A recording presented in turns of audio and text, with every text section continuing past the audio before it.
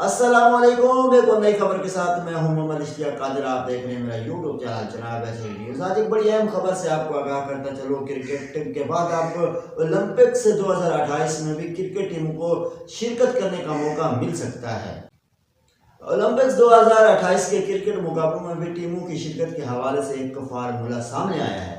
Paris Olympics 1900 के बाद Olympic मुकाबलों में शामिल किए जाने वाले खेल क्रिकेट के हवाले से आईसीसी ने बोर्ड मीटिंग में तफसीली बात हुई है, जिसमें टीमों की शिरकत का फार्मूला पेश किया गया है। और दूसरी तरफ मीडिया रिपोर्ट्स के मुताबिक गवर्निंग बॉडी ने मर्द और खवातीन की 6 क्रिकेट टीमों की ओलंपिक मुकाबलों में शिरकत की तस्दीक की है।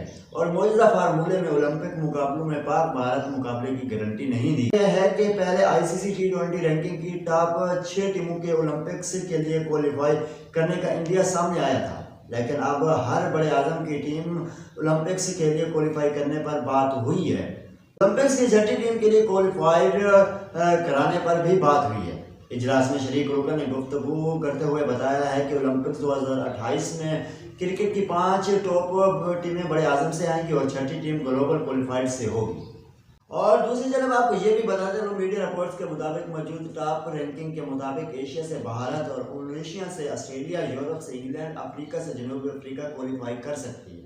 दूसरी तरफ आपको ये भी बताते चलो, यूएसए क्रिकेट टीम बतौर मेजबान अमेरिका से क्वालिफाई कर सकती है या फिर वेस्ट इंडीज को उसकी जगह मिलेगी। मीडिया रिपोर्ट्स के मुताबिक ग्लोबल क्वालिफायर के हवाले से आलमी गवर्निंग बॉडी जल्द तफसील से आगाह करेगी और जिसके बाद वो सूरत हाल वाज़ेह हो जाएगी।